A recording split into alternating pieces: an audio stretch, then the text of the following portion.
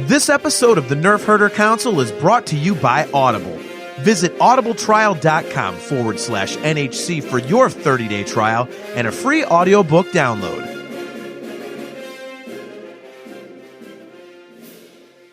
Hi, this is Joseph Williams, son of John Williams, and you are watching the Nerf Herder Council. Why, you stuck-up, half-witted, scruffy-looking Nerf herder! You can't use that word! Only we can use that word!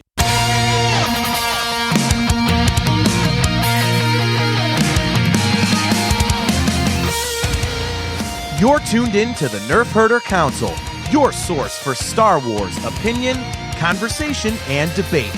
Featuring your hosts, JT. Stormtrooper armor deflects everything except Orback hooves. They're like a horse version of Thomas the Tank Engine. AJ. Yeah, Rebels is a lot like our show, where we think we have a good idea and then it just fails in execution. Steve. The vacuum of space does crazy things to your beehole out there, man.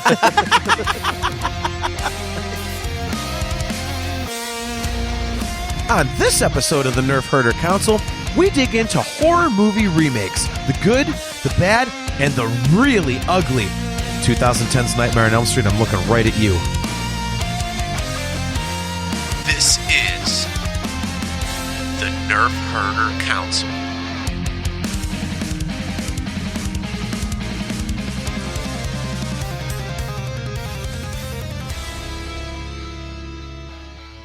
What's up, everyone? Welcome to another episode of the Nerf Herder Council. I am your host, JT.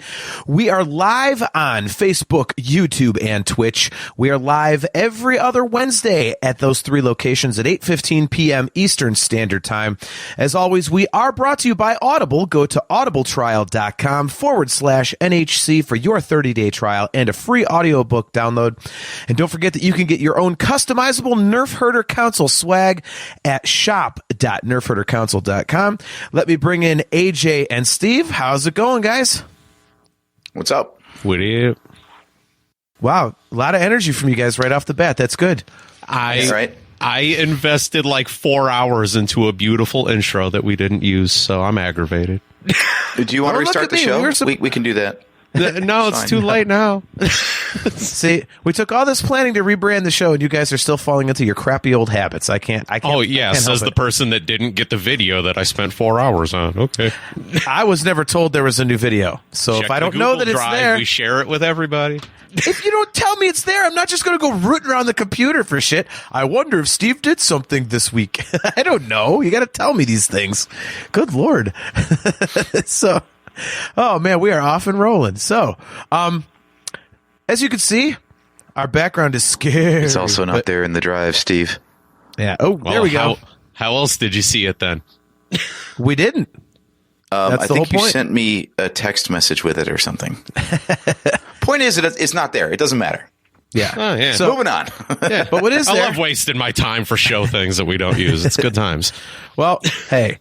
Now you don't have to waste your time because we're going to have a nice conversation about horror movie remakes, something that we touched on WTF Friday a little bit, and something that, Steve, at least for me and you, is near and dear to our hearts, especially you. I love horror movies, but I know that you and your wife Gwen are really big fans. Yeah. And, as I said in our tweet, get into the good, the bad, and the really ugly, because boy, some of these things I don't understand how you can get some of them so right and some of them so wrong. It's ridiculous. Like first and foremost, the fact that nobody can come up with an original idea anymore. Like they just go through the list of movies that was made in like 1977 and they just go, let's just redo one of these things. So even when they do a good job, it's just so damn lazy that they can't come up with a new, fresh movie idea for a horror flick. It's ridiculous. Yeah, I mean, what have you seen lately that's been good? I mean, some of them are cool. I get a lot of them confused though, like Maleficent and Sinister and all these things. Like they kind of run together a little bit in terms of concept.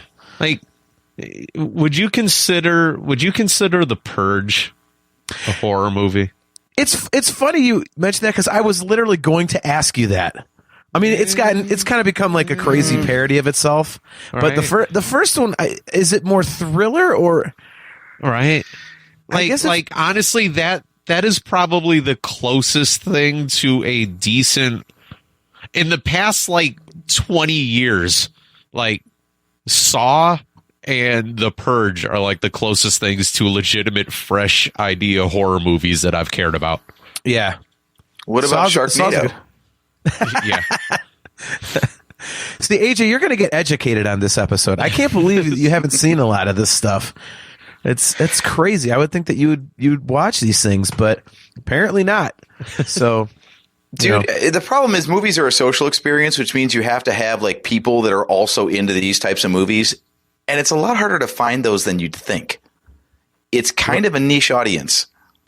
I've gone to horror movies by myself. I don't care. I distinctly remember going to see the second Rob Zombie Halloween movie by myself, and I didn't give a crap. I wanted to go. No one would go with me, and I'm like, then I'm going to see Rob Zombie Halloween, damn it. I like the first one so much, I'm going to go see the second one. So I did. It's fair enough. I went. I kind of agree with AJ. Like, I won't go and see those things by myself, but fair enough that somebody does. You know? I also don't mind seeing movies by myself. I'm that guy. I really don't care. If I want to see it, AJ, like you said, it's a social experience. Like, no, you're sitting there in silence for 2 hours. It ain't social. So I don't give a damn. Now, before and after, if you're like going for dinner or then you're going out to have some beers afterwards. Yeah. But during the movie, like, no. So it's not, I don't really care. If I want to see it, I'm seeing it. It's more to have that built-in audience. So you do have someone to talk about it with afterwards for sure. I could see that. But yeah, I've seen a couple of the remakes we're going to talk about. I only got like 20 minutes into the third one, and I already feel like I want my $3.99 back from Prime Video. Oh wow! Oh God! Okay, Steve, get into that first. I want to know what piece of trash you spent money on. Before we do that, I have to ask you guys a question, and feel free in the chat to answer this as well. Would you or would you not want to absolutely punch this face repeatedly and over until it is just a bloody pulp? Not that face. Face. Yes. Yeah. I mean, that guy looks like if you ordered Edward from Twilight off a Wish.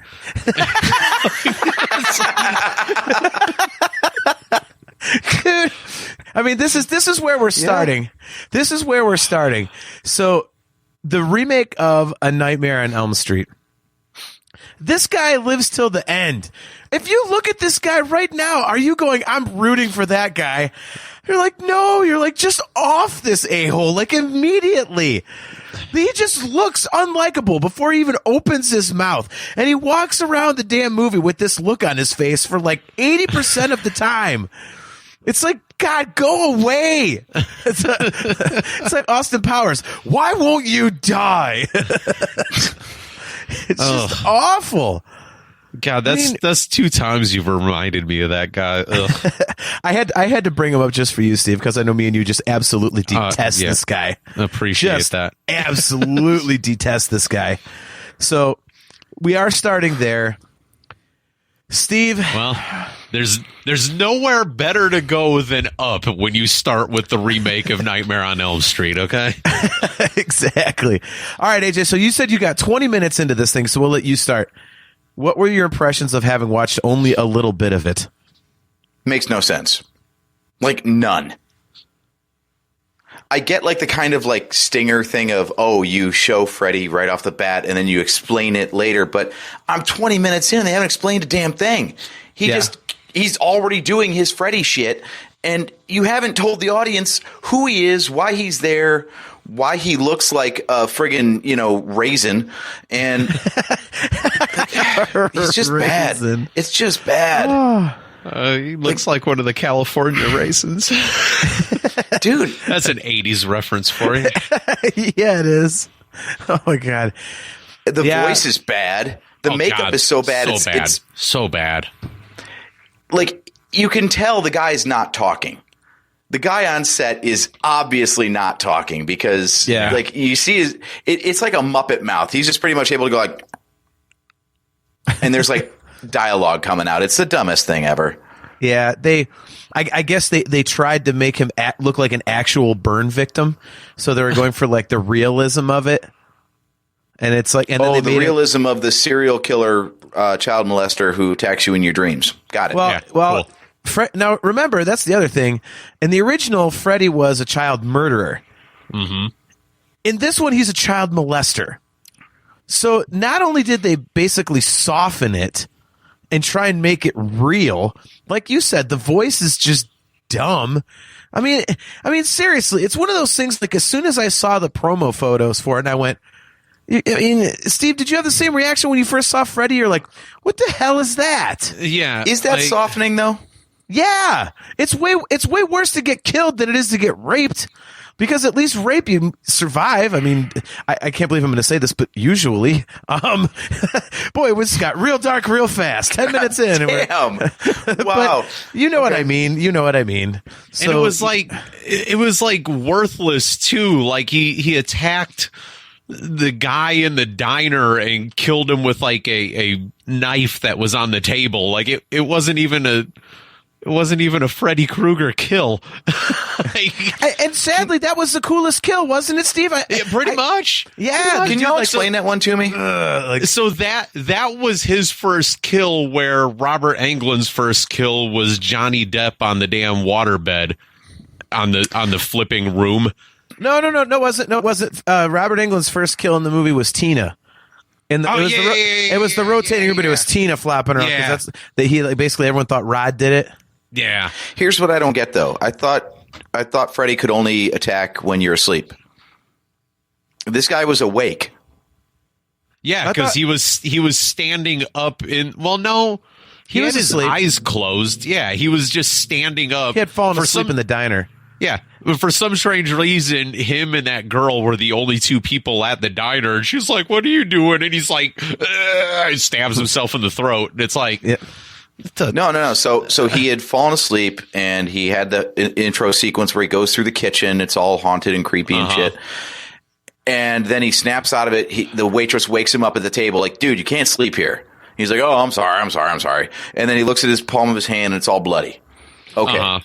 And then blonde girl, I don't even know her name, shows up. And they have a bit of dialogue back and forth. So he's talking to someone else. Then the Freddy attack happens, and he cuts his own throat. Well, I mean, the whole thing doesn't make sense. Yeah, It's just terrible and keeps going. I mean, I've literally only seen it one time. I remember it pretty well because I absolutely hated it. Wow. By the way, I'm really off. Glenn was Freddy's third victim in the movie. Well, I thought he was even later than that. It went Tina and then Rod because he hung Rod. Yeah, and then it had and then Glenn. Then it was Johnny Depp. Yeah, yeah, okay, yeah. I mean, the whole thing is just awful. I mean, I'm watching this movie going, what is going on? Like, again, like you hate the main characters, and yeah. Like, there's nothing likable about anybody in the damn movie. Like, normally I would at least, like, especially me, at least I would, like, root for Freddy. And I couldn't even do that in the new one. Yeah, exactly. I mean, it's just, it was awful all the way. Like, I just set fire to the guy already, and let's just roll the credits, man. This is ridiculous. Yeah. And it kept going on. I'm like, oh, geez, just end this shit already. Will you please? That was like the longest movie in the history of movies, dude. Yeah. Like, are we done? So Kale McLeish wants to know, so where do we stand on the original Terminator being a horror film? And he said, oh, wait, remakes only. I guess Genesis counts, and that's horrible. Yeah, and Dark Fate. That one I haven't seen. I have to see that one. I keep forgetting to watch it. I don't think it's bad actually, but it's totally a remake. There is only one Terminator plot since Terminator 2. It's just changing the characters out basically. I can't wait till we do an episode about Terminator 2 because that movie is basically cinematic perfection. But yeah. Look at it. Kale again, he says, if you're rooting for the killer, it's poor casting. If you're hoping to be the one on fire at the end of it, well, yeah, hey, I don't know. I wouldn't go so far to say that because I always rooted for Freddy. Screw everybody in those damn movies. Dude. I want to see people getting chopped up, dude. You know what I mean? Like, I mean that's part of what you're there for. It's like, my God, it took you 30 years to get your hands on Nancy. For fuck's sake, come on now, you're better than this. Well, there's a reason they keep bringing Jamie Lee Curtis back to the Halloween movies, though, because as cool as it is to see Michael Myers go and murder a bunch of people, like you've got to have someone that you're rooting for as a through line. And if you just introduce anonymous people as victims every movie, like Friday the 13th does, it where can you go? Like, it gets very repetitive very quickly. Yeah.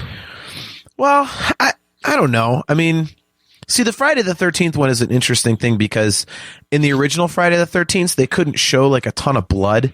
I mean, if you watch that I forget what it's called, but there's that big documentary, like Return to Camp Crystal Lake or something like that. You can find it on Amazon, but they talk about how they had all these like gory, gross kills in pretty much all the movies, and then the censors made them take all that stuff out. And it's like, well, that's kind of boring and stupid.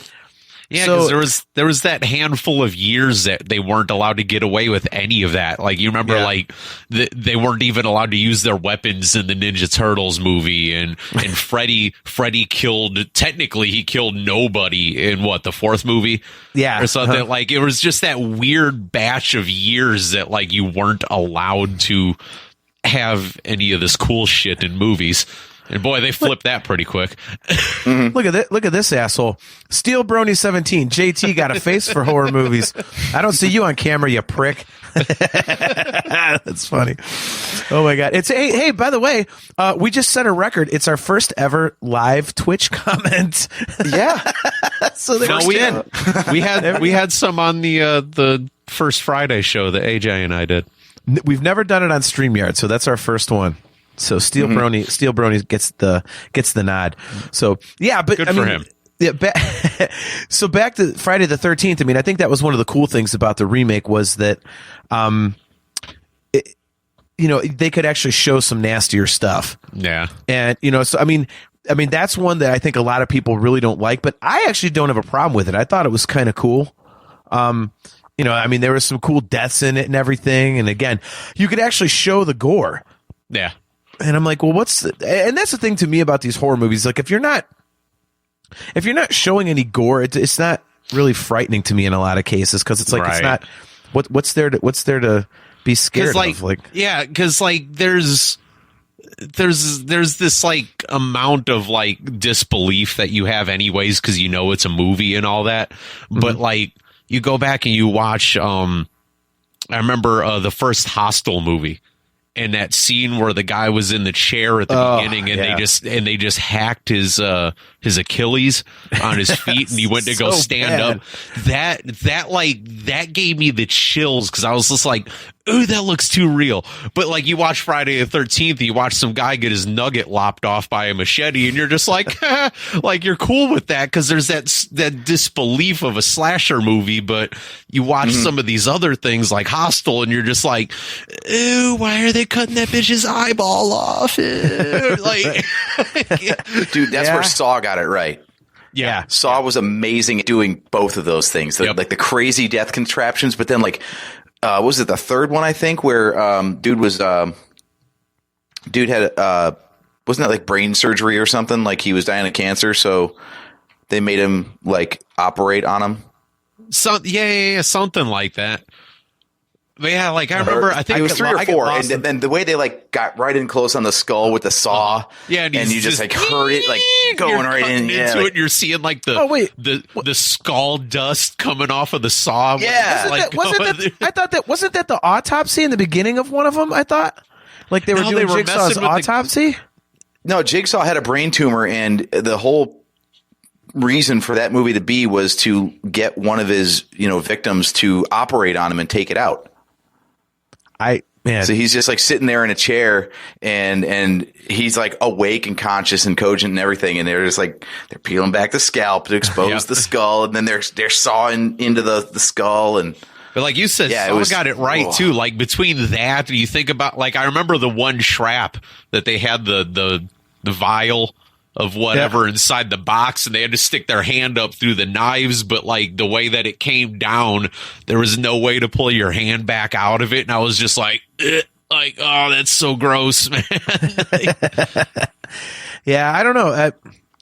I've got to go watch those again because I'm not. They all kind of blend together except for the first one and the second one. And the second one was because that's the one where the chick falls in the pit of used hypodermic needles. The needles, yep. That is the worst one ever for me. There has never been before and never will be another more heinous kill in a horror movie for me than the needles. That's horrible. I couldn't even. When I saw that, I was like, no. Like I love the Saw movies because it was like it made you think through the whole movie.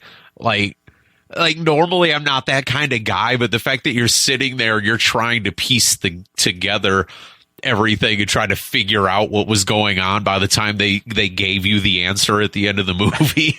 Like that was always fun.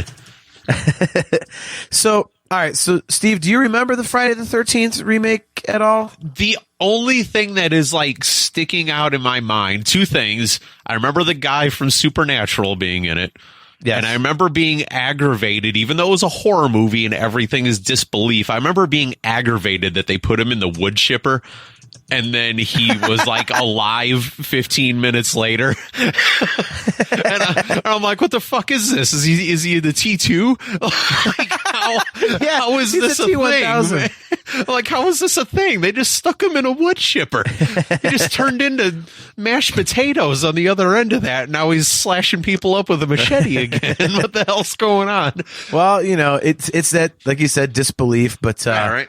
Was that the one remake that they showed the tunnels underneath? Yes. Yeah. Mm-hmm. I remember that kind of aggravated me too.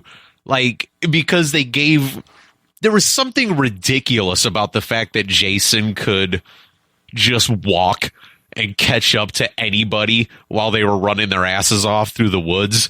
And when they showed the tunnel system underneath, I was just like, well, you're kind of like, that kind of sucks. It's like you're giving away like the magician's secrets there, aren't you? like it was just kind of dumb. I don't know why. I get why they did it, but it was just like, nah.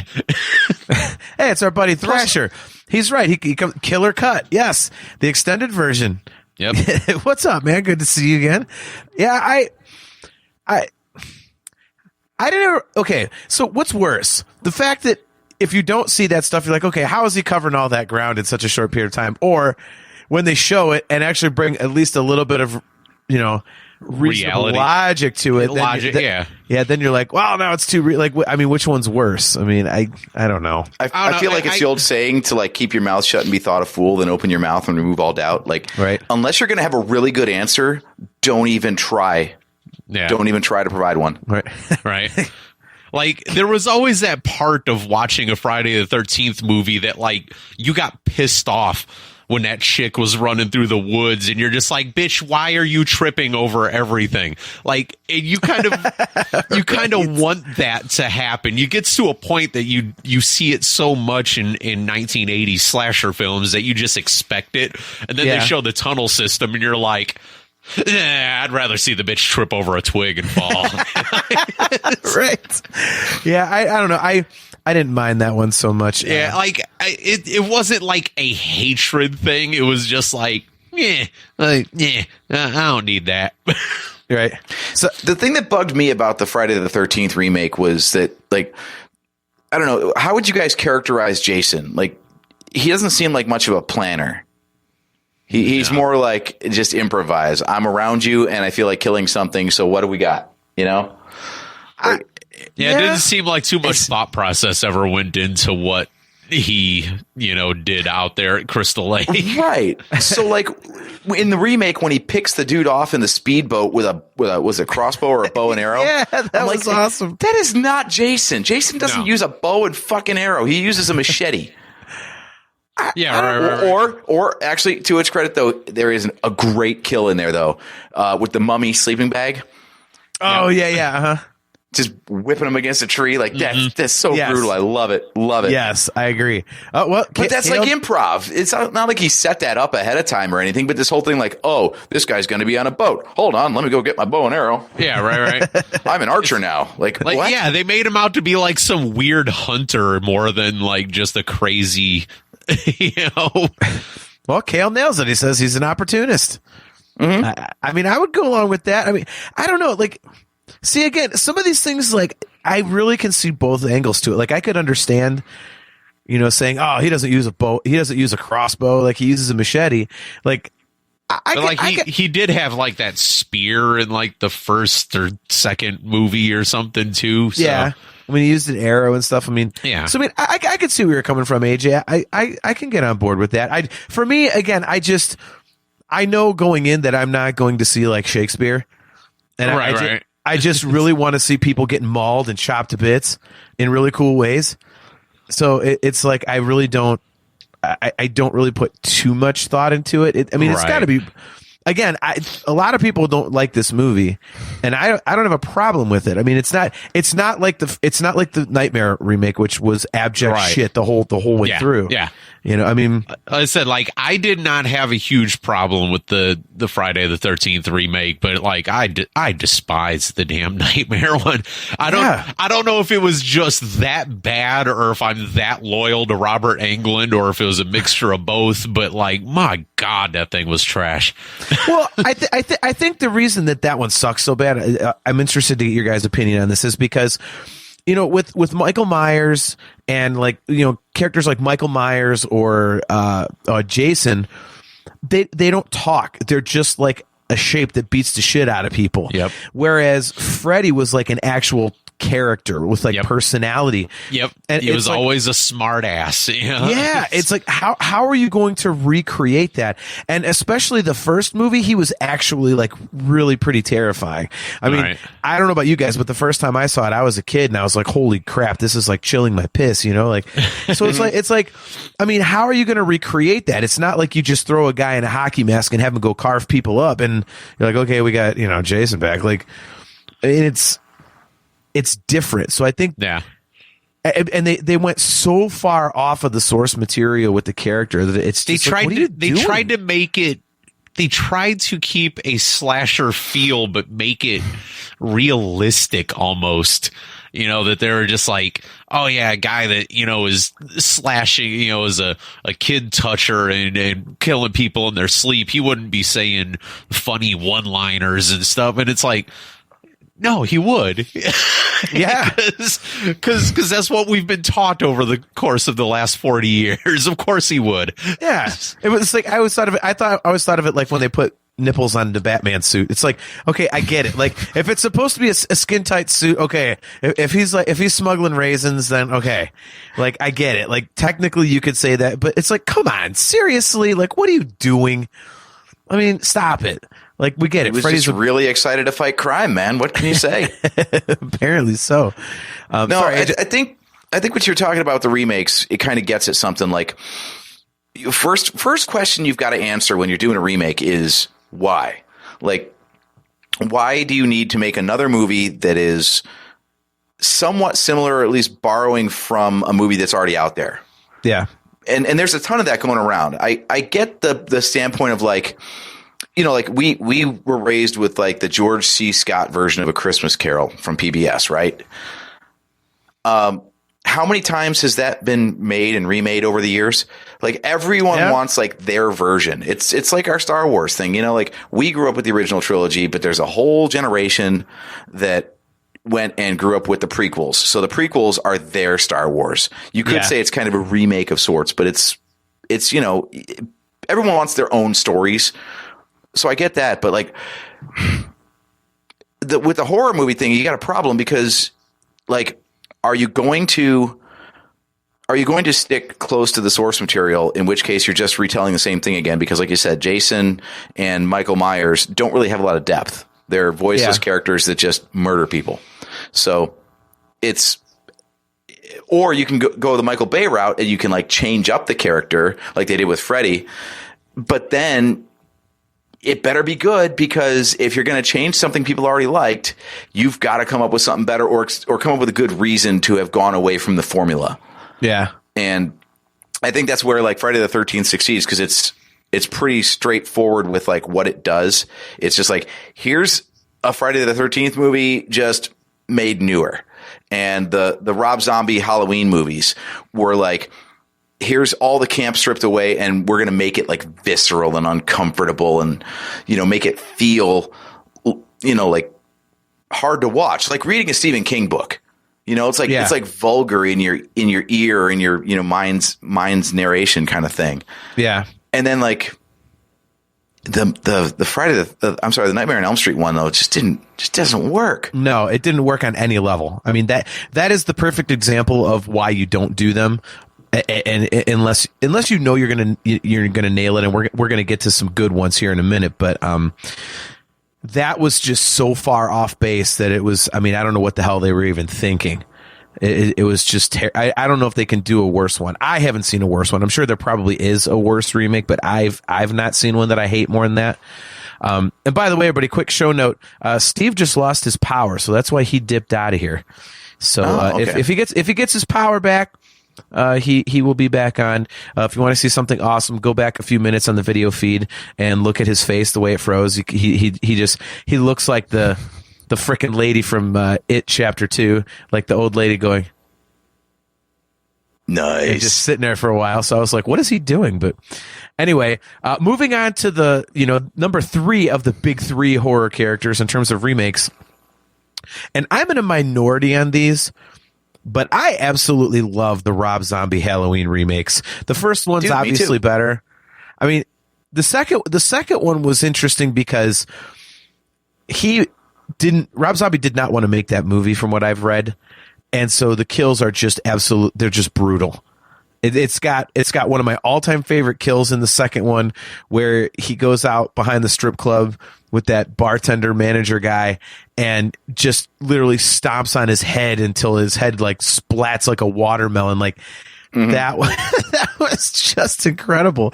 And then when he's killing the nurse in that one, like, you know, he's like, you can hear him grunting like as he's like stabbing her. Like, I mean, they just made it so violent and dark. And I know a lot of people don't like the white horse stuff and everything, and I'm not a big fan of him eating a dog, but was it the first or the second one where Danny Trejo got his?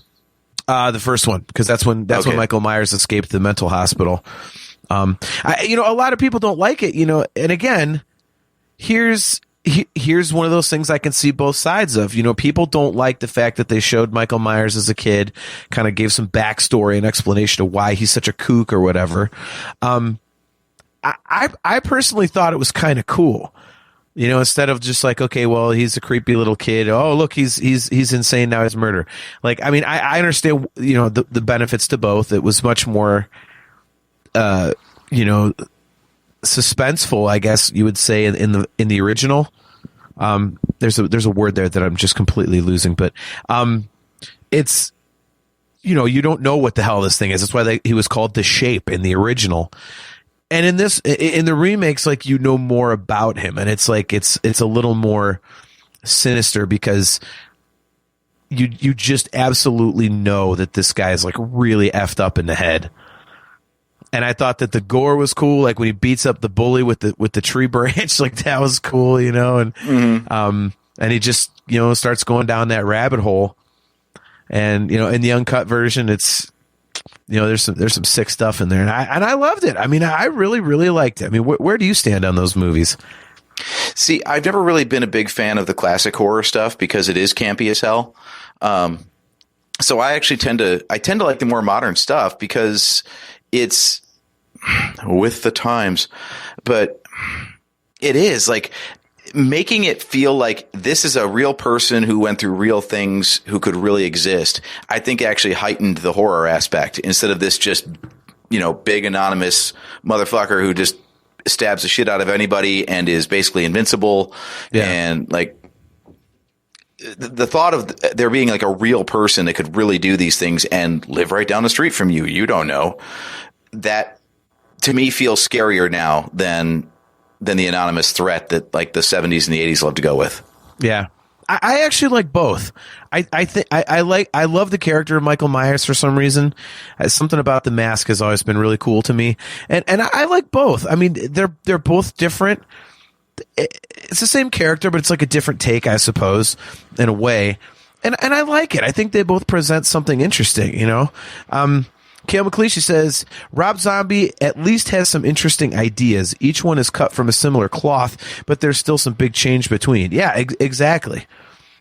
You know, it's you've got two different takes on the thing. You know, you've got the completely no background. You have no idea what the hell this guy is about one. And then you've got the, okay, well, he's a completely crazy little kid. He, you know, off a nurse with a fork in the mental hospital when he was like 10 or whatever. Like, so, I mean, it's cool. It's like it's a different presentation on both. And, you know, again, back to my thing about, you know, if I'm going to get a horror movie that I know is just strictly there as, you know, a remake or just there for the sole entertainment of watching people getting butchered, then show me people getting butchered, man.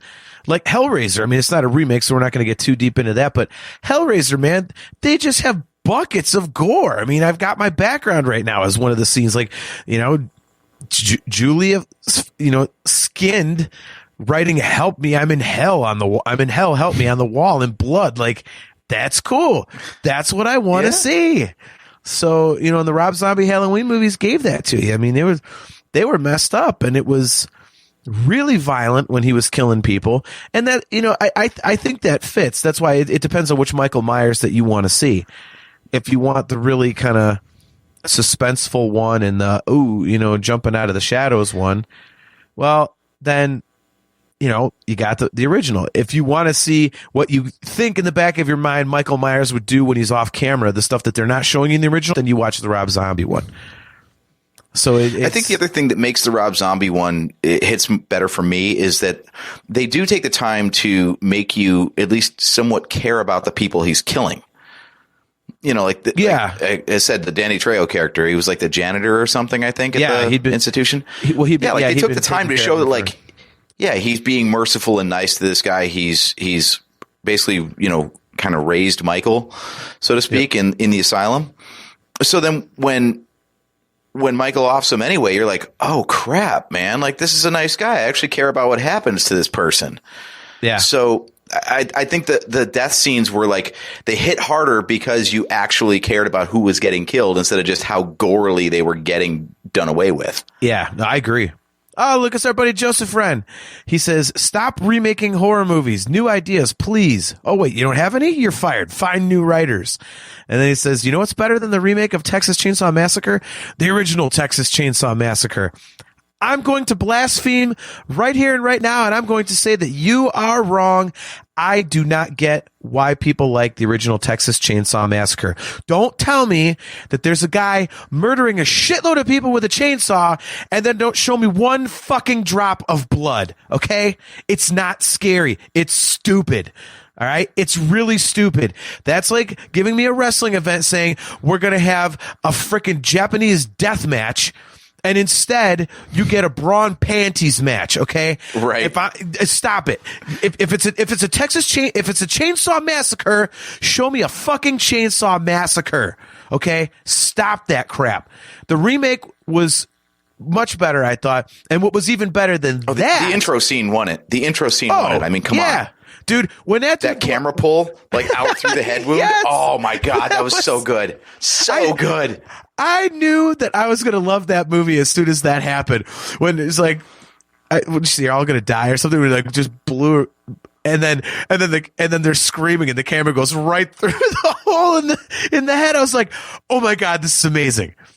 So and then Texas Chainsaw Massacre, the beginning, no one ever talks about that, but the deaths in that one too. Oh my God! I mean, like when the chick's under the table and he's got her boyfriend nailed to the table, and he's messing him up, and then finally he just takes the chainsaw and rams it through him, and the blade's like right in front of her face, and his blood is just getting all over her. I'm like, oh yeah.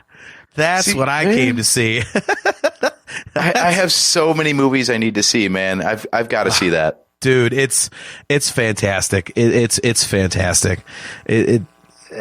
It's kind of like the second Rob Zombie Halloween, where it's just so violent in so many parts. You're just like, ugh. Like and that kind of is the reaction that I like to get when I'm going to a horror movie, when I'm kind of like, ugh, like turning my head a little bit. Right? Exactly. Yeah. Now, do you count the new Scream movie as a sequel or a remake? I think it's a sequel because they brought back the original characters just a lot older. So I think it kind of is a sequential thing. Because it's kind of like a fourth wall breaking thing in the first place. Yeah. So I'm not really sure if it counts. Like I haven't seen it, honestly. Have you? I have not yet. No. I want to, but my wife has no desire to see it, so I have to find a time to go check it out myself. So looks like we got a field trip to plan there, buddy. Exactly. Yeah, like as far as I know, the plot is supposed to basically follow the first Scream movie, but just with younger characters. Like the sort of thing where the events of the first movie are so long ago that like these younger people don't believe that it happened, and then of course the old people come in and go like, "Oh yeah, totally did, that was the thing." And so it's like it's deliberately kind of poking fun at the whole remake aspect, the remake sequel aspect. Because, it's always been a very self-aware franchise. Yeah. And that's what has me intrigued about it, though, because, so much has changed. I think that's the other thing that's hard about like doing original horror movies at this point. The number one thing you have to do as a writer, especially for a horror movie, the first thing you need to do, you have to get rid of cell phones. Cell phones fuck up everything. Like in the 80s, like the original Halloween. Oh, you're babysitting at a friend's house, and there's a killer who cut the phone line. Oh my God, you're cut off from the world. You can't get help. Yeah. Now you're like, hold on a second, let me fire up my iPad. You got Wi-Fi, right? No battery on the iPad. I got my cell phone. No, that's cool. No, all right. Well, good thing I brought my laptop. There are so many ways to do this now that like the first thing any writer has to do is get rid of the internet, basically. That could be like a tagline for one of them, like, in a world without passwords, Wi-Fi can't save you.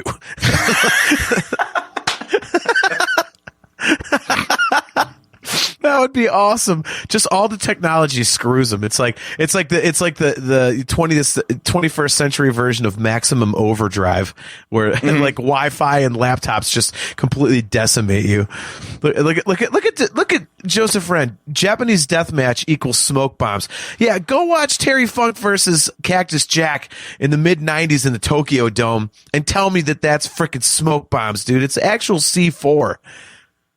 I mean, it basically cooked Mick Foley for criminy sakes, man. Like, geez. He might have been talking about that AEW debacle with Moxley versus Kenny Omega. Oh, I did not see yet. So yeah, they hyped it up as being like so, and it was brutal. But then the whole thing was like the ring was supposed to explode at the end. There was a countdown, and the ring was going to explode, and the pyro just fucked up. That happened in the Mick Foley match. Yeah, and that was it. Just a little puff of smoke, and they were like. They went with it anyway because they had to, but like, yeah, it was terrible. Anyway, there's another episode we can get into is like professional wrestling. I say we're not talking wrestling this week. Yeah, but yeah. So cell phones, they just fuck everything up right away. Right. The first thing you got to do is explain why you can't make a phone call or get online to reach help that way. Exactly. So. Something that I wanted to bring up because it's, we talk about the good and the bad and everything. I think there's an excellent comparison of the two based on one author. I've mentioned it briefly on the show before, I think, but I am a huge Stephen King fan. And we recently had a couple of remakes of some really popular Stephen King properties. Couldn't tell. Yeah. Our background says. So, there was the Pet Sematary movie in, the mid 80s, late 80s, whatever, 89 it might have been. And then you had the made for TV version of It that everyone just loves. Tim Curry's Pennywise is just legendary. I mean, the ending with, the spider monsters, putrid, but, those are both really, really popular movies with Stephen King fans, and they both got remade recently. It was two movies. Everybody knows that. And, they remade Pet Sematary. And you want to talk about polar opposites on the spectrum, because the It movies, especially the first one, are really, really good. I mean, they are really, really good. They did a great job with that. And then Pet Sematary is trash. I mean, it's not. Did you see that one? We should do an entire show just on Stephen King film adaptations, because those things run the gamut, man. Holy crap. I like it. Okay, discuss that Stand miniseries that they did on, what was it, like CBS streaming, whatever? They got a new one coming out, so yeah. Joseph Friend says it is not a remake, JT, but it does feel like it sometimes. I think it's a remake because there's a super popular version that came out in 1990. It was an existing property. So, I mean, I get where you're coming from, Joe, but I would consider it a remake because it was. I mean, they're not remaking stuff that people don't like. So, they're not remaking Killer Clowns from Outer Space. I mean, people liked it because it was kitschy, but it's not like, like some hugely popular thing. But so I would consider it a remake. But yeah, I mean, the It movies were really, really good. And Pet Sematary was just not at all. I mean, I can't even say that it's bad. I was just kind of sitting there like, all right. You're going to have to enlighten me on this one because I did not see the remake. So what fell apart for you? Well, first of all, let's start with what was so good about the It movies. Well, first of all, they were scary. And I was nervous when I saw the concept art of what Pennywise was going to look like, because the Tim Curry Pennywise, Kale, it definitely has a great soundtrack though, John, as your shirt reminds us. I actually wore my Anthrax shirt specifically for that reason. Good catch, Kale. I know you commented on that earlier, but I mean, the It movies, like, the Tim Curry Pennywise is one of the most popular horror characters that there's, ever been. People always talk about Tim Curry as Pennywise, when they're talking about Stephen King stuff and horror movies and whatnot. And so, for them to actually come out with a Pennywise that, I mean, I wouldn't say it's as good as Tim Curry. I don't think there's a way to do that, but it's kind of like how they missed the mark so badly with Freddy Krueger in the remake of Nightmare on Elm Street. I think they got close with the Pennywise in It. Yeah, I thought they did a great job with Pennywise for sure. Yeah, so I mean, there was that. They stayed pretty true to the source material. It's a little difficult because the ending is really wonky. It's very kind of like existential and like spaced out and everything. So you can't really. Stephen King is tough to adapt in general because some of that stuff just works way better on the written page. There's a lot of his books where I'm like, all right, I can go with this in my head, but then when you actually show it to me, I'm like, that's really stupid. Yeah, and I mean they tried to adapt it with the whole Indian thing, and it came here like thousands of years ago, which I mean that's kind of how it happens in the book, but that's not how they kill it. So the death has to be different, and but for what they had to work with, I thought it was pretty cool, and it was just great. It was suspenseful, and it had some some cool deaths. The gore was cool, and it was an updated take on it, but it still had that kind of 80s horror-ish feel in spots, which was awesome. I thought they really got the bond between the Losers Club. I think they really got that correct. They did that very well. Mm-hmm. I just, I'm a huge fan of the book, and when I came out of both movies, I was like, yeah, that was cool. I can get on board with that. Whereas with the Pet Sematary remake, first of all, whoever the hell came up with this idea just should have been fired from the project immediately. Are you familiar with the story of Pet Sematary? Have you seen the first one? There's a cemetery and there's some pets in it, and they come back to life as zombies. Okay, well, you have to answer the question honestly. Are you familiar with the story of Pet Sematary? That was a real answer. Okay. I know that the whole marketing pitch of the 80s movie was like a black cat. And I think they're like, you bury your pet there and they come back from the dead, right? Yes. And what happens is this guy moves to this little, basically like a Maine country town with his wife, and he's got like a 7-8-year-old daughter, and he's got like a toddler. His name is Gage. And in the book, basically you get through 2/3 of the book before all hell breaks loose. But it's a great slow burn for a Stephen King book because sometimes he gets lengthy at that. And basically they're flying a kite outside with the neighbor and stuff. And Gage, the little toddler, gets loose, and the whole thing with the pet cemetery happens because the daughter has this cat named Church. It's like they're best friends, and Church wanders into the road and gets hit because the road in front of their house, like trucks, it's always got semis going back and forth. So the neighbors like, watch the road, be careful. So the cat gets hit in the road while the daughter and the kids, or the wife and the kids, are out of town. So the dad's like, oh shit. And the guy across the street had told him about this pet cemetery. He's like, let's go bury the cat. So they bury the cat. Cat comes to life, but the cat's like basically an undead asshole. So, so it's just a cat then, is what you're saying. Yeah. So, things come back, but they don't come back the same as what the thing is. Well, they're out, the whole family's out there about 2/3 way through the book, and Gage, the toddler, gets loose and wanders into the road just at a split second. The dad's split second too late. Kid gets hit by a truck, dies. So the dad ends up digging up the kid's corpse and putting him in the pet cemetery. So the little kid comes back and he's carving people up, basically. So the whole thing. Okay. So the whole thing is, I want to see this now. Yeah. So it's like the grief of a parent. The toddler gets hit by a truck and all this other stuff.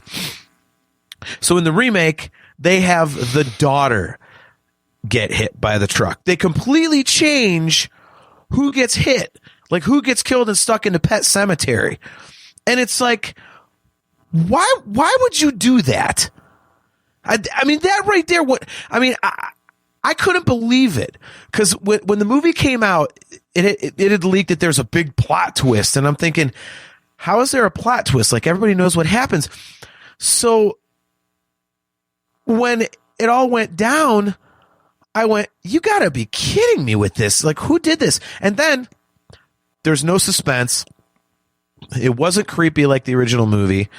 There was just nothing to it it was just, it was like a limp noodle the whole time. With the main crux of the story changed. And I was does changing who got hit actually affect the way the events play out? Oh yeah. Or did they just graft like one character's personality onto the other characters? So no. If you I would recommend watching both movies because I mean the 1989 or whatever version, while it's not great, it is a cult classic and it's pretty damn good. It's got who's the guy that played Herman Munster? Fred, what's his nuts? And he plays the neighbor. I'm gonna Google Fred. What's his nuts? Let's see. I think his last name is What's His Nuts, but yeah, and it really does, because it's it's his son, it's his firstborn son. And they make the kid out to be really cute, and especially in the book, they build the relationship. He's just this cute little kid, and the dad loves him so much, and this, that, and the other, and they really play up how creepy the damn pet cemetery is. So when you finally have everything converge, it's just, I mean, it's powerful, and to just change that is like, why would you do that? It's dumb, and I mean. I had such high expectations because if I remember right, it came out between the two It movies. So after they nailed the first It movie, I was like, oh, this is going to be great. And it sucked. I was like, oh, man, I was so disappointed. Stephen King's a hard thing to nail, but yeah, I don't think that's a horror movie remake problem, though. There's a bunch of movies that do that where they just inexplicably change certain details, and it either... if it doesn't affect the story, you're like, why did you bother? Or if it does affect the story, you're like, the first one was fine. Yeah. So, yeah, I think you just stumbled across a bad movie in general, not a bad horror movie remake. Right. I think, so I've been thinking about this as we've been talking here. One thing I'm trying to understand, like, my own question as far as, like, why bother with a remake in the first place? Okay. And you think about, like, how horror movies have changed over the years, right? Like the way they look, the gore you can see, all the threats themselves have changed. Yeah. Do you think maybe it's the reason they do a remake is because the things that were scary in the original movies are no longer scary?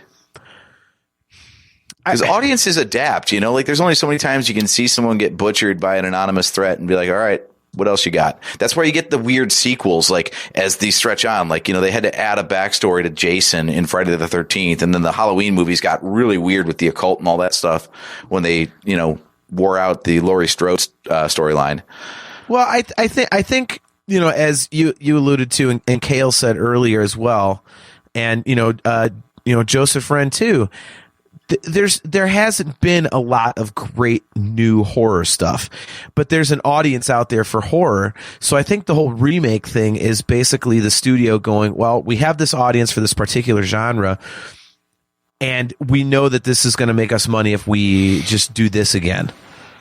I feel okay, so what do we got for current franchises? We've got, was it Paranormal Activity? Yeah. We've got The Conjuring. Yeah. And really, like, what else do we have? What isn't? See, that's what. Isn't there like that? I mean, I guess The Purge could kind of be thrown in as a horror movie. Like, I don't really see The Purge as a horror movie. I mean, I don't know. To me, that's more of a thriller. You know, before we jumped on it, you know, we talked about Alien and Aliens. Like, Alien is a horror movie, whereas Aliens is a thriller. I think that's the difference. That's where it seems to be going. I notice a lot more thrillers these days. Like, A Quiet Place. There you go. Well, that's only two of them. There's only two of those. It's still kind of a franchise. I mean, you got a sequel out of the thing. It's a semi-original idea. The whole idea of, like, you know. Yeah. Basically STFU or you're dead. Like, yeah. I still have to watch that one. I still have to watch that one.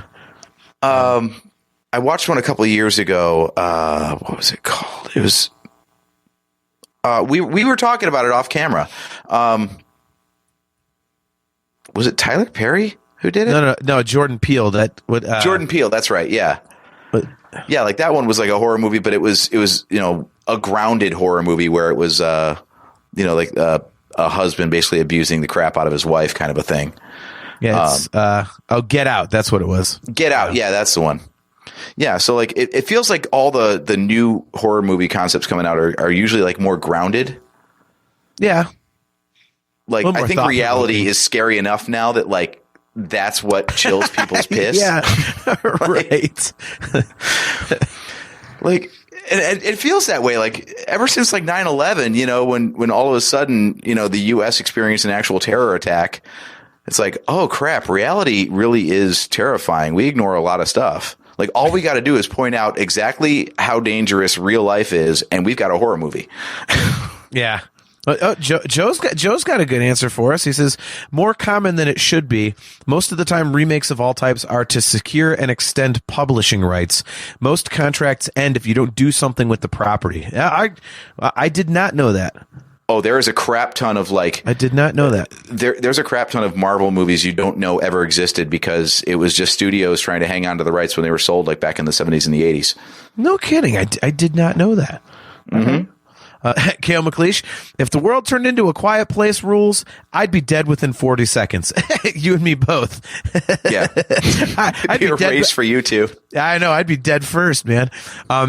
Yeah. So I think it's, you know, obviously Joe's got a good real world explanation there. I think it's also, they know that certain things they're going to make money off of just on the name alone.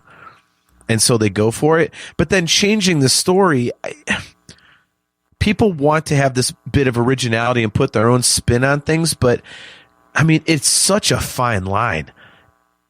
If you do it wrong, it just turns it into a piece of shit. And some things you shouldn't touch. You know, I mean, if you're gonna like, for example, like, I mean, Nightmare on Elm Street, if you're gonna remake it, then don't screw with it. Pet Cemetery.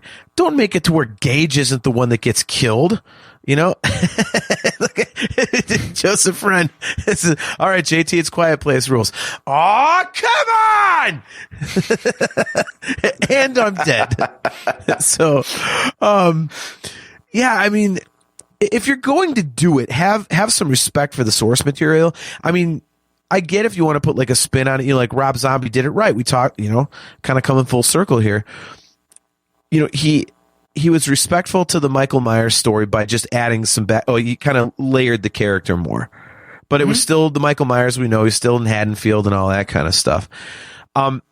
It's not like, changing a plot point. Like, we're just talking about Pet Cemetery. Like, oh no, it wasn't Gage that got killed. It was Ellie. Like, what the hell is that?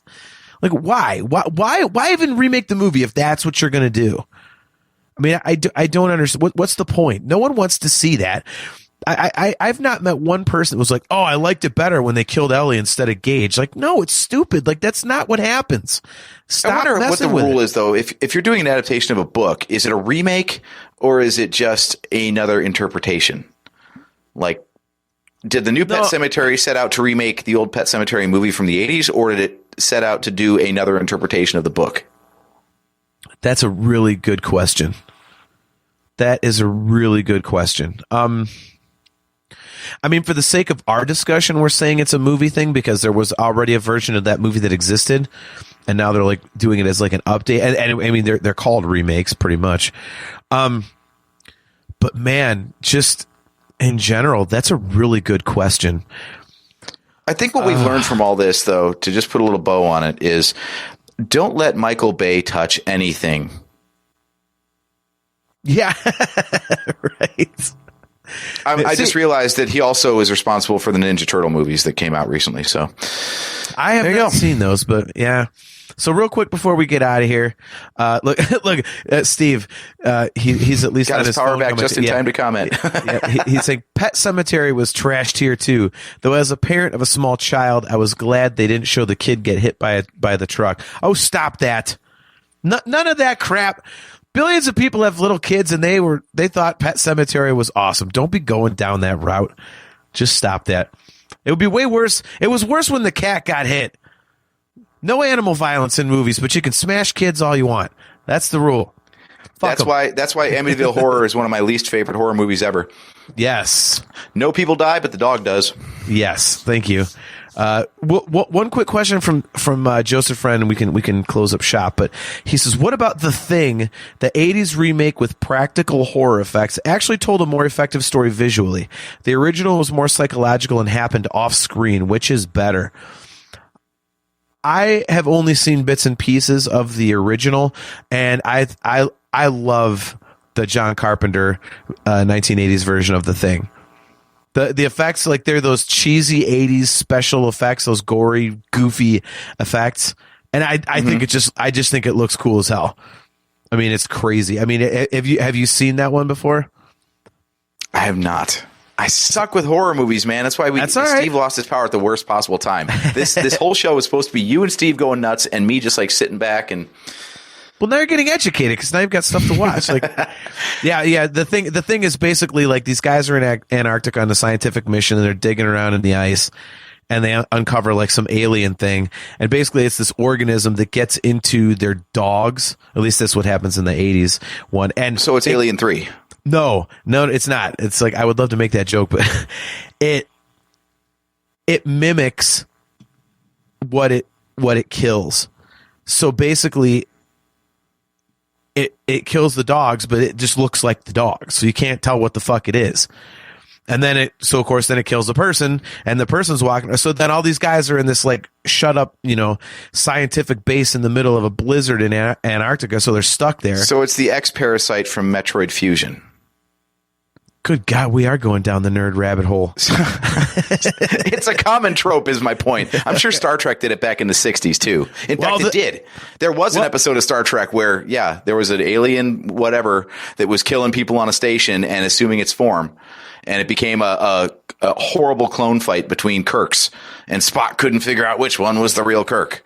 Well, so I mean, the thing's been around for quite a while before the 80s, if I remember right. So who knows? Maybe Star Trek ripped off the thing, but That could be. I don't have. When was the dates in thing front of me. written? Because we're talking a 1967 episode of Star Trek here. That I don't know. I do not know that. I don't think King was writing stuff back then.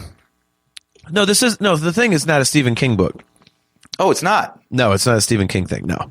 Oh, It's just a concept movie, but I get confused because you've got, isn't there like they and them and of course it and the thing and the mist? Like, oh, dude, yep. See, we definitely have to do a Stephen King episode.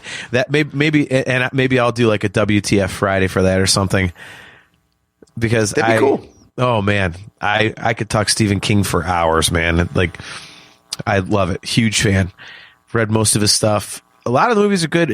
Like you said though, total hit or miss, and some of them are just absolutely terrible, and some of them are absolutely great. So maybe I'll come up with a list, and then I'll have you guys rank, hit or shit. That'll be the episode. Stephen King movies, hit or shit. So. Hey, there's an episode. We came up with one. Now we don't have to text back and forth a few days before the show and go, hey, what are we talking about? So there you go. That's fine. We didn't do that this time either. Exactly. So, well, like I say, now you're educated and you've got some stuff to watch, and we can revisit some more horror topics with Steve, if I could speak properly, down the road. So, did you just spill? Yeah, I did. That's fine. Nice There's work. no electronics there. All right, well, there you go. So, that's going to do it for another episode of the Nerf Herder Council. We'll close up shop on that note. We are brought to you by Audible. Go to audibletrial.com/NHC for your 30-day trial and a free audiobook download. You can get your own customizable Nerf Herder Council swag at shop.nerfherdercouncil.com. If you want to download the audio version of our podcast, just Google Nerf Herder Council Podcast. We're on any number of platforms. You can find us pretty much anywhere. So if you want to listen to us in your car and whatnot, feel free to go and do that. And hey, check us out on Twitter at NHC Podcast. And we do have another WTF Friday coming up on Friday, February 25th. And the topic, AJ, do you guys have one? Or is it to be determined? It is to be determined. Again, This is kind of like a sandbox, so I've got a couple ideas, and the stuff required for it is showing up next week. So, if it shows up and I get it set up, then we'll do one thing, and if it shows up and it doesn't work, then we'll do another thing. So, all right. Yeah, we're still figuring all that sort of stuff out. But yay, tune in to find out if the show happens or not. But this is our regular time slot. We said that it was going to be like the last Friday of every month, so it seems like we've been doing a bunch of them lately, but it was really just the one extra for Star Wars Podcast Day. Look at Joseph Ryan about the Stephen King. No Kingdom Hospital, please. Yeah, well, I think we know what list that one's going to fall on, Joe. Hit or shit. So Hey, beep, beep. I know. Yeah, beep, beep, Richie. So, anyways, guys, thanks for checking out the show. Once again, I am your host, JT, at Dog Pound Jedi. He is AJ. At Drake Adams 579. He was Steve at No Power in Parma Heights. And AJ and Steve will catch you maybe on February 25th for WTF Friday, and we will be right here 2 Wednesdays from now, whatever the hell day that is. I think it's March 2nd at 8:15 p.m. Eastern Standard Time, and we'll catch you next time.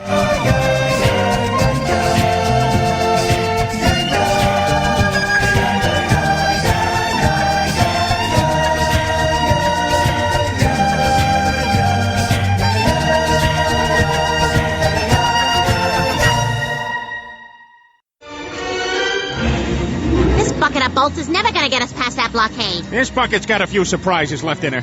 Plus, me and Chewie are on it. Ain't that right, Chewie? Hell yeah, you my Nerf herder. You my Nerf herder.